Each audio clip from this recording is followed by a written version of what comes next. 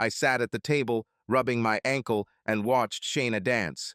I swear this woman was conceived on the dance floor and was born to spend her entire life on it. I didn't look around to be sure, but I was willing to bet that most eyes in that place were focused on her and her partner. Not that he had anything to do with it.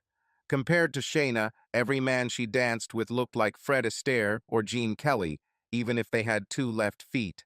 Normally, I would be the one to dance with her, but I sprained my ankle at work and was unable to even walk, let alone dance, but I promised her we would spend the evening together.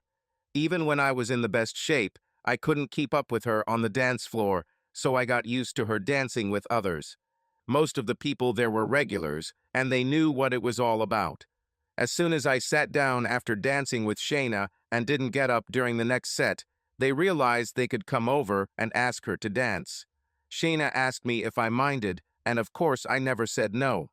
Over the course of the evening, I would dance about 2/3 of the dances, and the others would get the remaining third.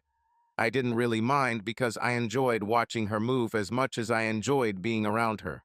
Watching her movements to the music, I remembered how we met. It was at a school dance.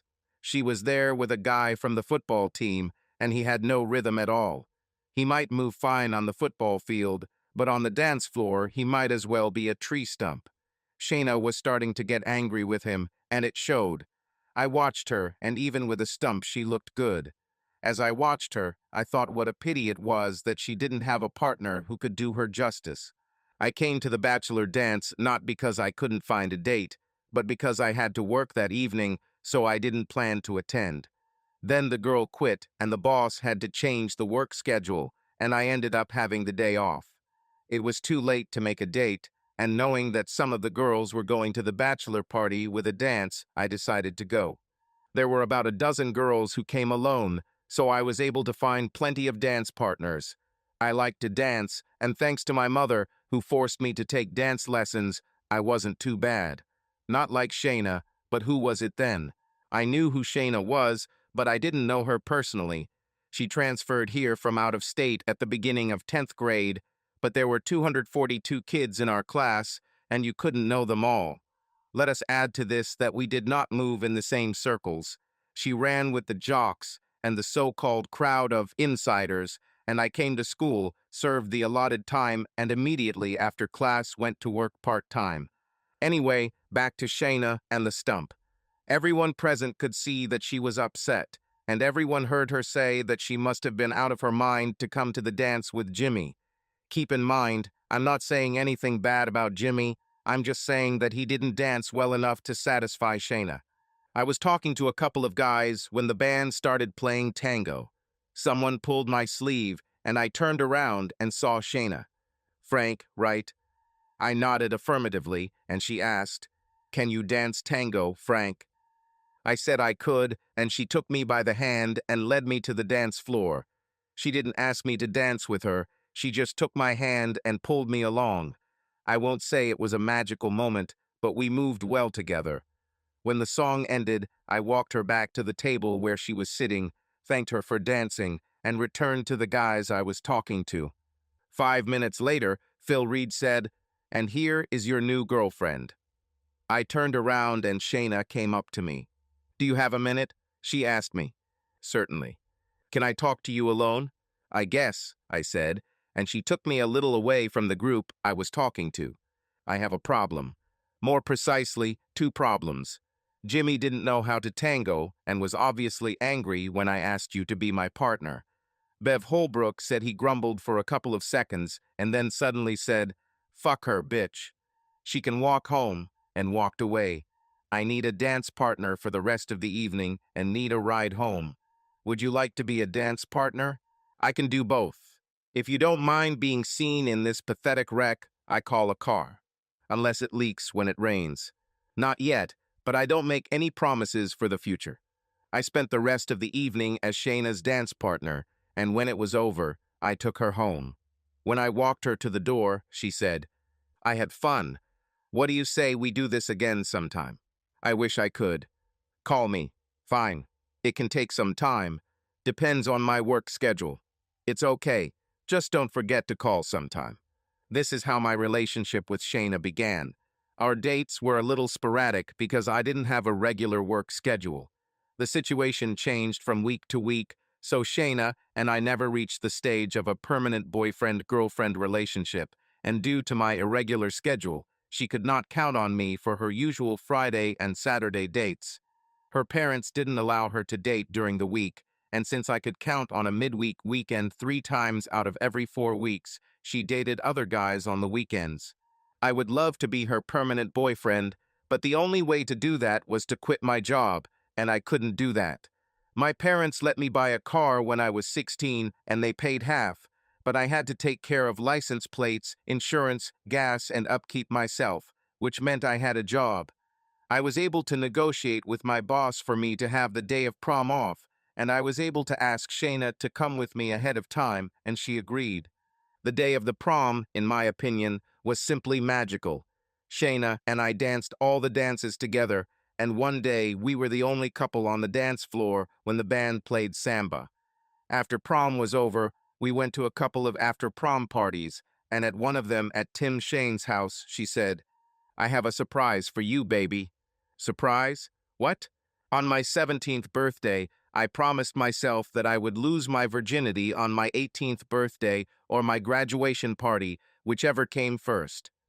I turned 18 last Saturday, but the guy I was dating was nothing special, and I knew I'd be at the prom with you, so you get the prize. That is, you will get it if you want it. What do you say? My mom and dad didn't raise stupid kids, so you know what I said to that, and I quickly found a motel. I didn't know Shane, but I also started that night as a virgin. I had no experience, but I had watched at least a dozen adult films, so I knew what to do. I also read a lot of the Penthouse articles, so I thought I had a good idea of what a woman would want. I was determined to make Shayna think I was special, so once we were naked and done with all the kissing and shaking hands, I surprised her and went down on her. Shay said she was a virgin, and I had no reason to doubt her, but I was a virgin too, and that didn't necessarily mean I was completely inexperienced. I had girls whom I caressed their breasts and their sweet spot, and they were able to satisfy me with their caresses, so it is quite possible that Shayna ate her cookies somewhere. I hoped she didn't because she would know I had no idea what I was doing, and I didn't want that. I wanted her to think that I was the man, and I think I succeeded, because when it was all over, she said, "God," she said, "I had no idea. I want to do this again. Can we? Can we do this again?" We could and did. After the prom, everything returned to normal. I had maybe one day off in 3, and Shayna always went out with me on Fridays and Saturdays. I would come even if she had to interrupt a date with someone else to do so, and we always ended the date making love. I talked to Shayna about being permanent and exclusive, but she said no. She did it softly, but it was still a no. "I'd love to, baby." True, I'd love to, but I can't just sit at home on Fridays and Saturdays just because you have to work. I could do this if you only had to work weekends occasionally, but you usually end up working most of them. I was in love with Shayna, but I wasn't stupid. On Fridays and Saturdays, Shayna went on dates that I couldn't go on, and since she was drawn to sex like a duckling to water, I decided that her other dates were lucky too. I didn't know that for sure. I suspected this, and it drove me crazy, but I couldn't do anything about it. Graduation has arrived, and with it, changes. Shayna went to college, but higher education was not part of my plans. My father got me into a tool and die training program where he worked, which meant I could quit my part-time job. Now I had the weekend, but Shayna was gone. College was pretty close, only 50 kilometers, but I figured Shayna would meet a lot of new guys, and some idiot from college would be attracted to her.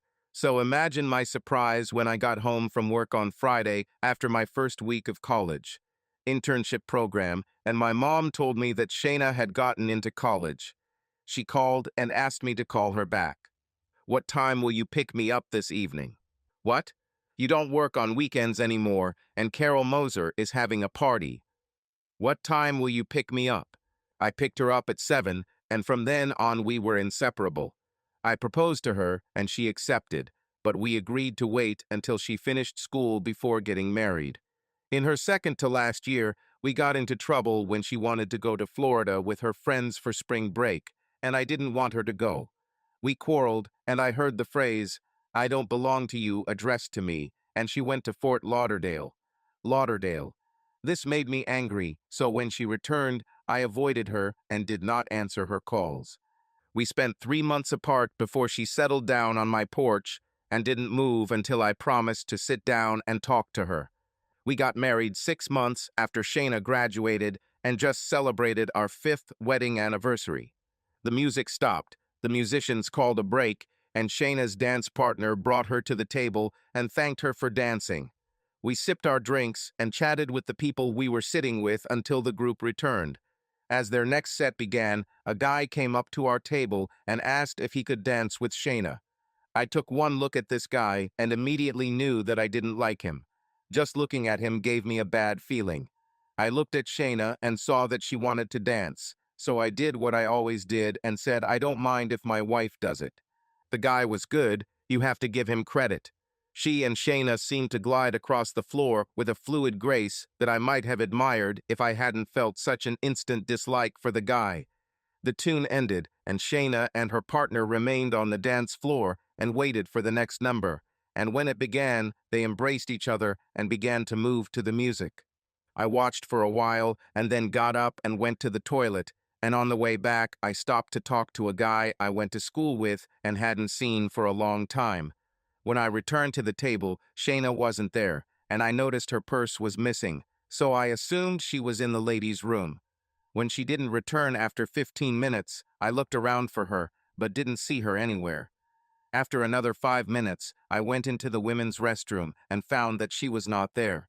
I was standing in the hallway leading to the restrooms, looking at the dance floor, when a pretty blonde came up to me and said, "You won't find her here." "What? Your wife, girlfriend, or whoever it is. You won't find it here." I looked at her and asked, "What do you mean?"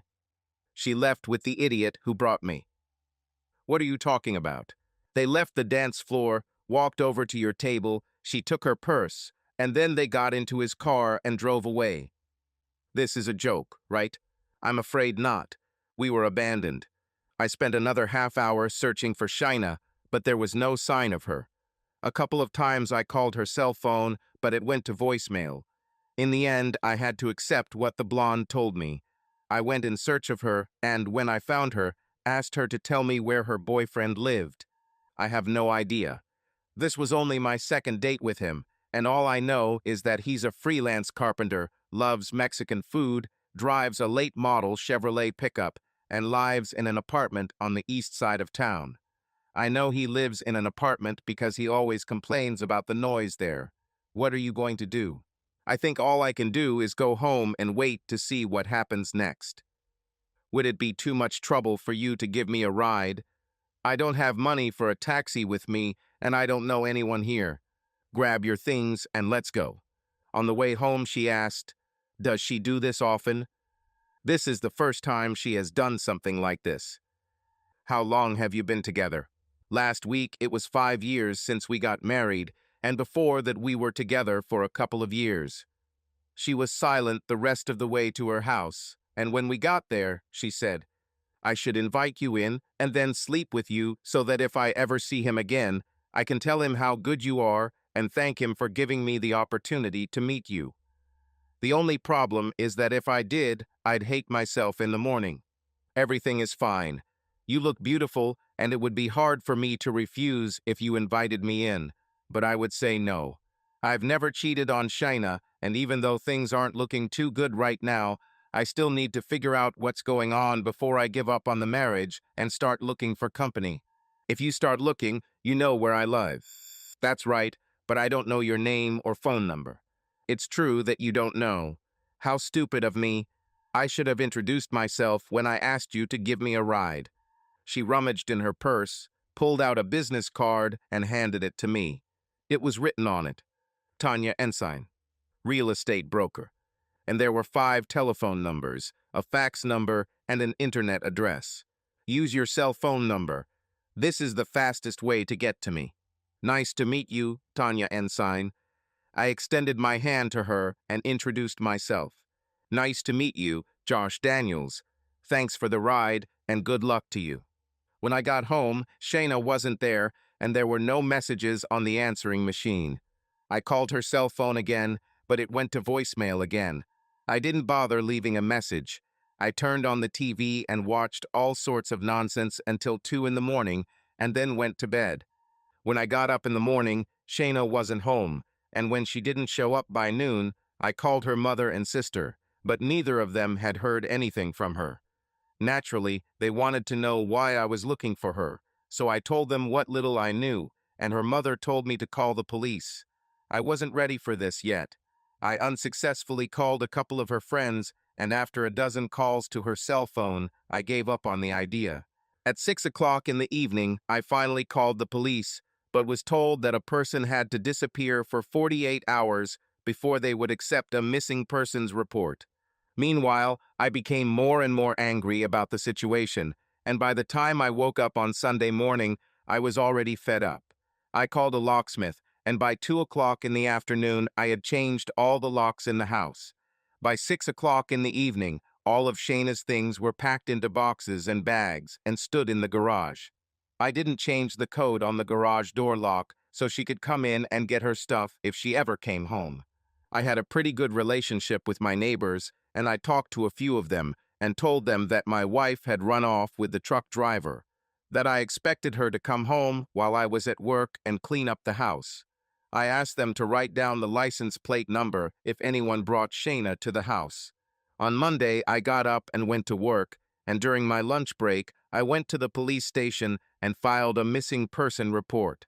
The detective who handled this was frank with me. There's not much we can do. She left this place on her own, voluntarily got into the guy's car, and drove away with him. We'll keep an eye on the hospitals in case she shows up, but we're not going to waste our energy on it. I told him that I understood everything, left the station, and returned to work. At 2 o'clock, I got a call from Alan, the guy who lived next to me on the south side.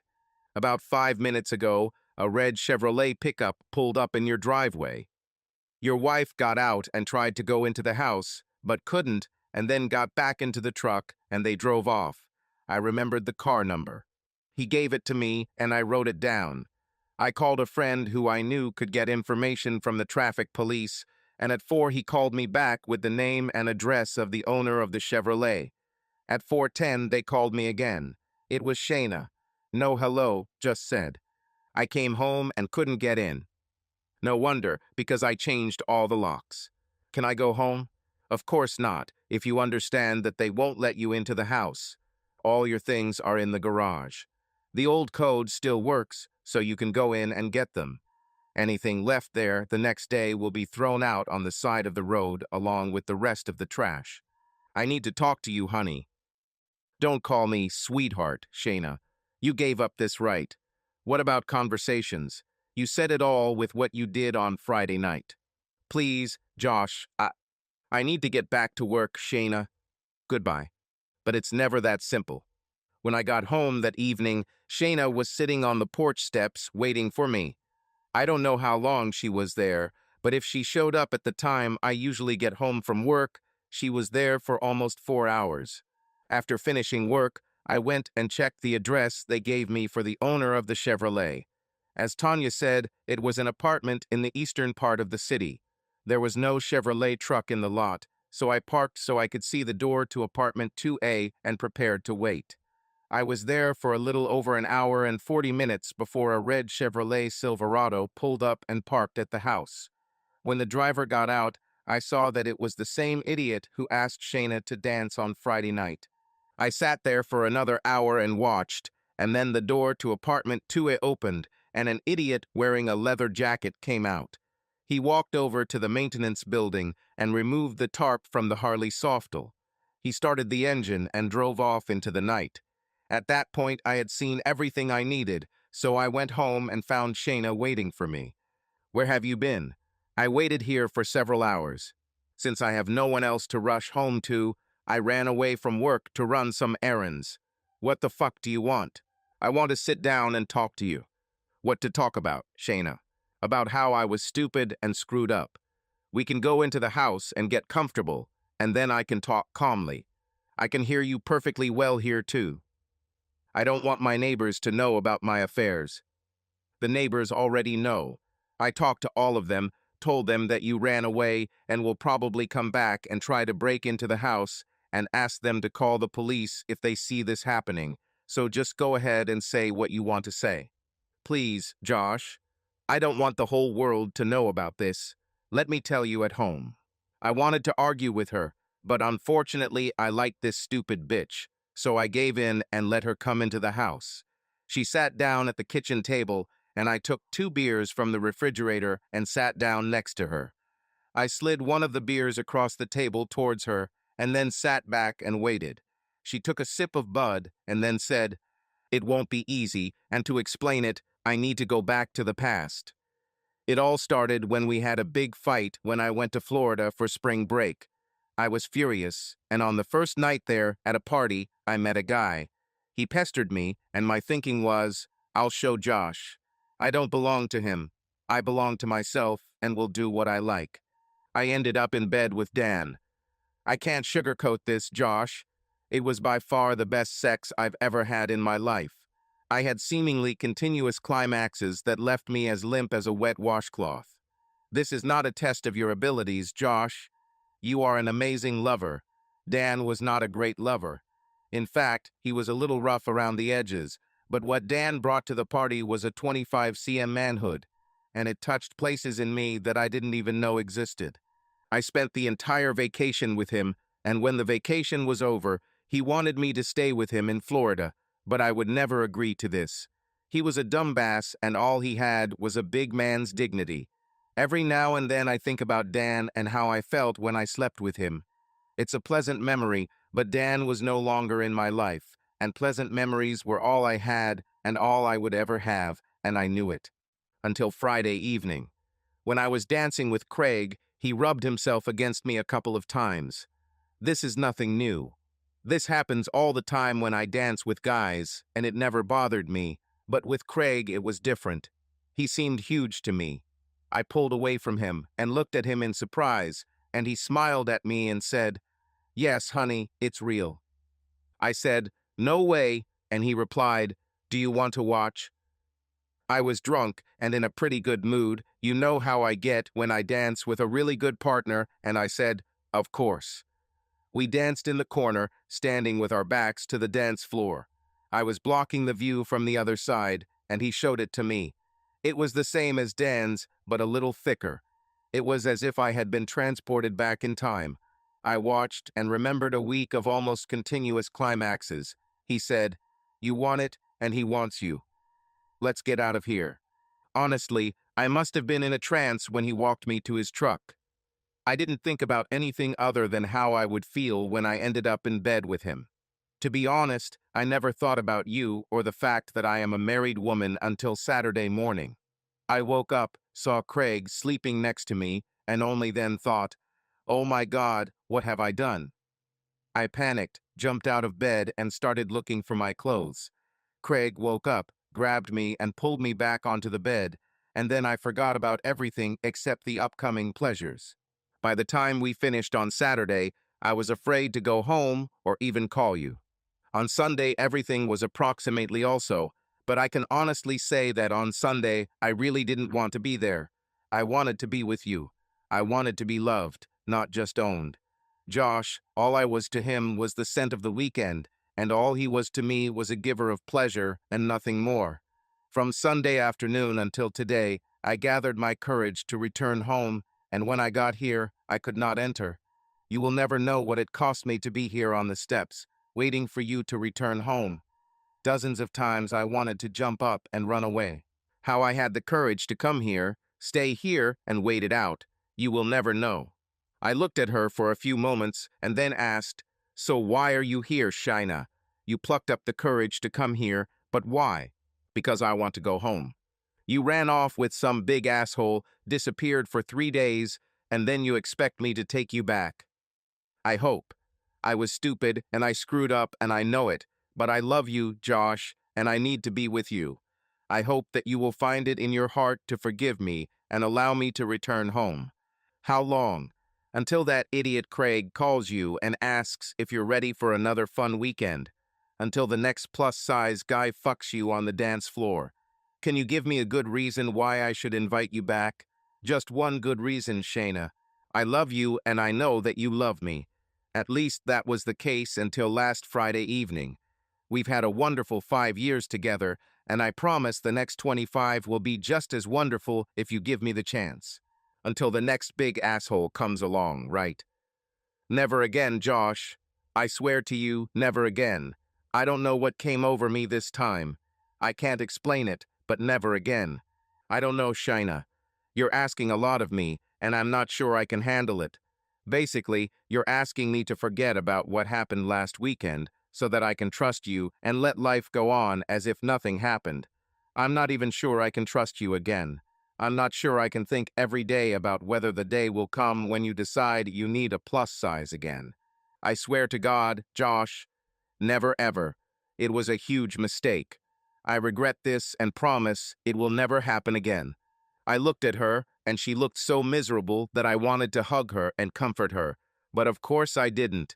After a few seconds of silence, I said, I have to think about it, Shayna. Like I said, I'm not sure I can handle someone I can't trust. For now, you can take the spare bedroom, but perhaps it will be useful for you to stay out of my sight for a while. You won't regret it, Josh. I promise you that you won't regret it. I pushed what was happening with Shayna into the background and turned my attention to Mr. Craig Mercer. He was going to pay for what he did, but I had to do it in a way that would cause maximum damage while avoiding jail. This meant that I probably wouldn't get the pleasure of seeing his face when he realized exactly who had set him up. I would have loved to have smashed Mercer into a pile of crap, but it wasn't meant to be.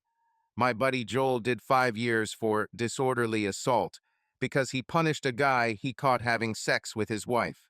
No, the best I could do was beat Mercer up with an unknown assailant, and then suggest to him that what happened to him is what happens to guys who mess with someone else's woman. I took advantage of my leave and followed Mercer. He didn't seem to have a regular job. He worked as a carpenter, but never stayed in the same place for more than a couple of days.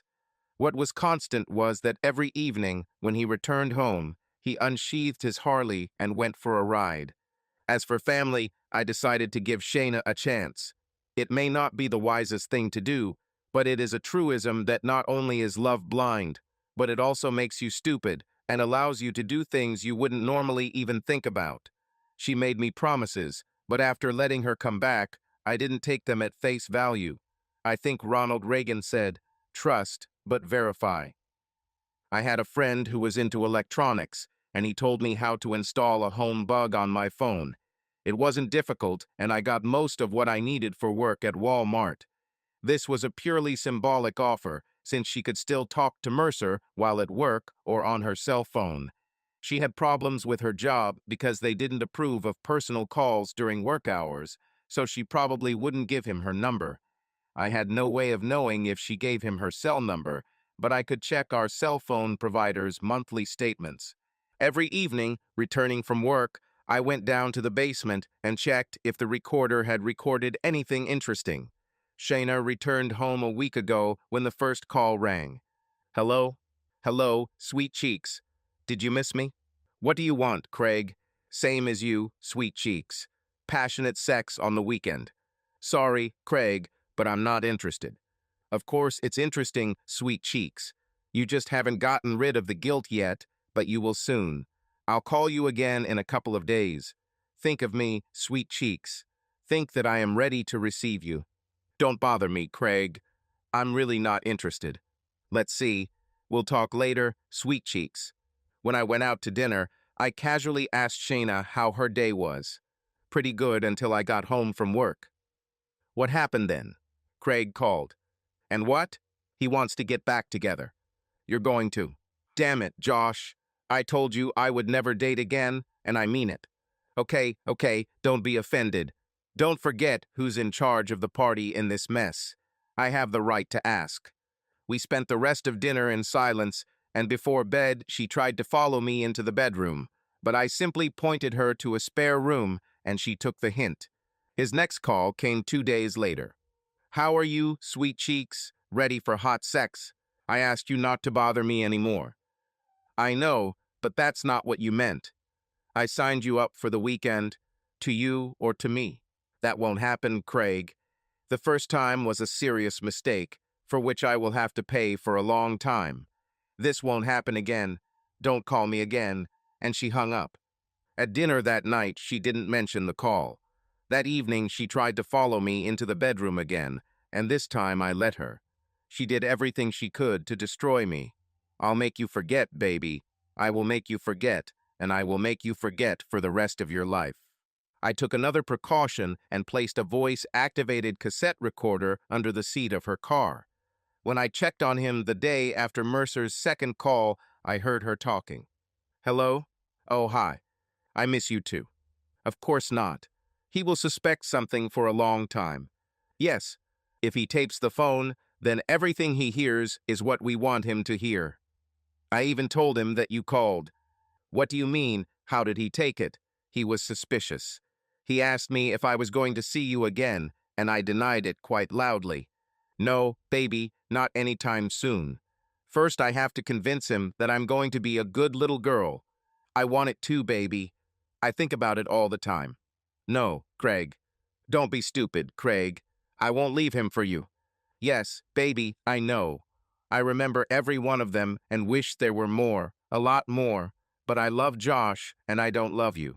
So what if I'm the best ass you've ever had and you're giving me the best sex of your life? I do not love you.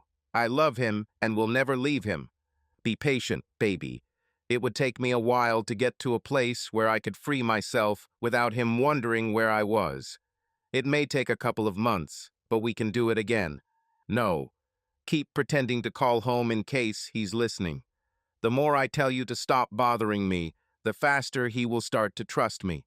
Fine. Bye, baby. It's not that I didn't expect it. I mean, something made me tap the home phone and install a voice recorder in her car.